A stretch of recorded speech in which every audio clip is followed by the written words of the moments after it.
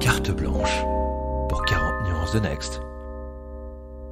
Alors merci de me donner cette carte blanche, c'est vraiment l'occasion pour moi de partager une vision forte qu'on a. Je suis désolé, hein, ça va être encore sur Lydia, mais bon, c'est un peu, comment dire, ça m'occupe un petit peu. Sache que c'est en partie pour ça qu'on t'a proposé de venir à notre micro. On aurait été ravis de t'avoir. Ouais, mais... Voilà, ça occupe beaucoup mes pensées. Et c'est cette vision qu'on appelle chez nous human banking, donc la banque qui a comme centre non pas le client. On a tellement entendu tous les grands cabinets de consulting parler de customer-centric, client-centric, mais l'humain. Ce qui est très différent. Quand tu parles client-centric, ça veut dire que tu ne considères la personne qu'au moment où elle est ton client, où elle agit en tant que client. Et donc, pas dans le reste de sa vie. Et si tu fais ça, il y a un gros inconvénient, c'est que tu vas pas attirer des nouveaux clients. Et par ailleurs, une fois qu'il est parti, il est parti. Donc, ça pose un gros problème. Et surtout, c'est une vision qui est très économique, financiarisée de la relation. Et donc, nous, bien sûr, on réfléchit pas comme ça. On réfléchit d'abord et avant tout aux usages et à l'expérience utilisateur. Et quand on dit l'expérience utilisateur, souvent on pense l'expérience dans l'app, mais c'est pas ça. C'est l'expérience utilisateur de bout en bout, y compris le service client. Parce que tout ça, c'est l'expérience. L'expérience, elle va du moment où on entend parler du produit jusqu'au moment où on a un problème et on a besoin éventuellement du service client. Et tout ça, c'est l'expérience.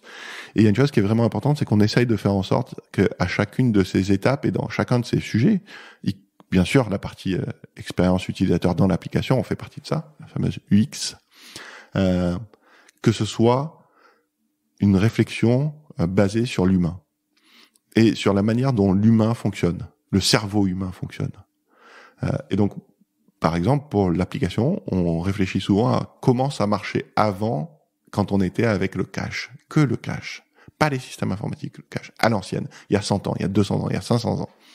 Et ça, c'est ce qui est le plus naturel, c'est ce qui est le plus ancré en nous, parce que ça fait des centaines d'années qu'on répète ces gestes. Et donc, c'est ça qu'on veut essayer de reproduire, ou en tout cas d'analyser. Et par exemple, si on prend le thème emblématique des transactions P2P, ce qui a fait je te fais un Lydia, quand je veux faire un virement, donc un outil électronique pour envoyer de l'argent à quelqu'un avec ma banque, je vais lui demander son IBAN, je vais l'ajouter comme bénéficiaire, et ensuite je vais procéder au virement. Et le simple fait de demander son IBAN, ça veut dire que la banque m'a obligé à comprendre comment fonctionnait son système informatique, et que, bien sûr, quand je fais un chèque à quelqu'un, je lui demande jamais son compte bancaire. Ça m'intéresse pas. C'est lui qui va le noter.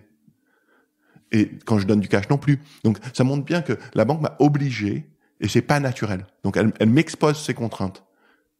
Et moi, je dois m'adapter, mon cerveau doit s'adapter à ça. Et donc, ce que je veux faire concrètement, c'est donner X euros à le nom d'une personne pour un sujet à partir d'une poche d'argent. C'est ça que je veux faire.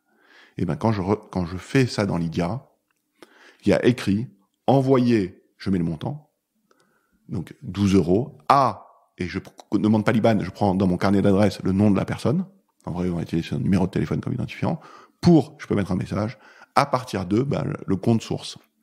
Et ce compte source, j'ai pas besoin de savoir qu'est-ce qu'il est. Ça peut être une de mes poches d'argent dans Lydia, et à ce moment-là, on va faire un mouvement de monnaie électronique. Ça peut être un compte bancaire externe, et on va faire un virement instantané. Ou ça peut être une carte, et on va faire une transaction par carte. Et finalement, tout le monde s'en fout. C'est pas le sujet. Ce que je veux faire, c'est juste bouger de l'argent de A à B. Et donc, la manière dont on réfléchit dans l'ensemble des processus Lydia. Et donc, par exemple, on a inventé quelque chose qui est incroyable, et je pense que c'est un des éléments qui a fait basculer Tencent quand ils ont vu, parce que évidemment, ils sont très sensibles aux produits, c'est ça le truc, c'est que dans Lydia, on en a parlé tout à l'heure, je peux agréger tous mes comptes. D'accord? Et donc, j'ai un écran, le premier, où je peux voir tous mes comptes bancaires, mes différentes poches d'argent Lydia. Et si je veux si je veux envoyer de l'argent de l'un à l'autre, eh bien, normalement, il faudrait que je sache quelle est la nature du compte origine, quelle est la nature du compte destinataire, et ensuite faire une opération qui prendrait tout ça en compte. La réalité, c'est que dans l'IA, ce que je peux faire, que ce soit pour faire un virement de compte bancaire externe à compte bancaire externe, de compte bancaire externe à quelqu'un, de compte bancaire externe à Lydia, de Lydia à une personne externe, je fais une seule chose, c'est je clique sur le compte d'origine et je glisse vers le compte destinataire. Donc un glisser-déposer, je m'identifie avec une validation biométrique et là je retrouve le fameux envoyer X euros à Dilo avec compte joint pour. Et donc à la fin, quand je remplis ça, ça fait une phrase en français. Et ensuite j'appuie sur confirmer. Voilà. Et ça, c'est ça qu'on appelle natural banking. Et si on ajoute toute la dimension préalable et post avec le service client, finalement, c'est human banking. C'est la banque centrée sur l'humain, donc qui s'intéresse aux mécanismes de l'humain pour être au plus proche et pour être finalement devenir une extension de son raisonnement. Et je crois que c'est très original. J'ai jamais vu faire ailleurs.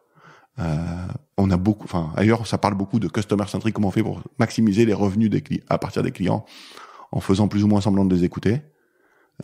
Nous, on fait pas ça. On s'intéresse à savoir comment ils raisonnent, comment ça fonctionne dans leur cerveau, et mettre en face d'eux, non pas de la machine froide, mais des outils qui sont humains et qui se comportent finalement sur ces modes de raisonnement-là.